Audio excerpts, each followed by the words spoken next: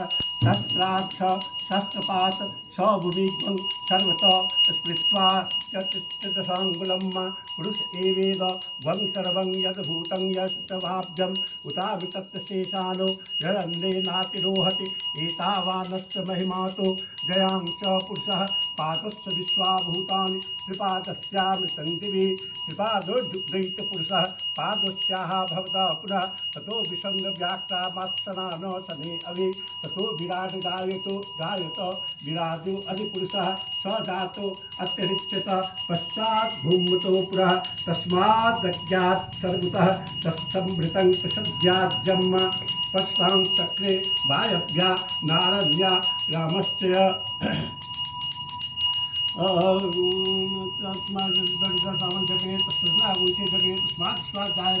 तस्मात् ये केतो व्यायतः गावोह च गिरि तस्मात् जाता जावयः यज्ञं ब्रह्मर्ष प्रोक्षन् पुरुषं जातमकृतः तेन देवा ऐजन्ति साध्यानि शस्त्रे यत् पुरुषं विदधो कचिदा विकल्पन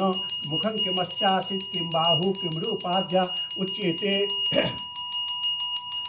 उद्यते ब्राह्मणस्य मुखमासीद बाहो राजन्यकृतः ऋतस्य यद्यस्य पदभ्यां ग्वं शूद्रो अजायत चन्द्रमा मनसो चक्षुषु सूर्यो अजायत सुश्रोतादायश्च प्राणश्च मुखादग्निर्जायत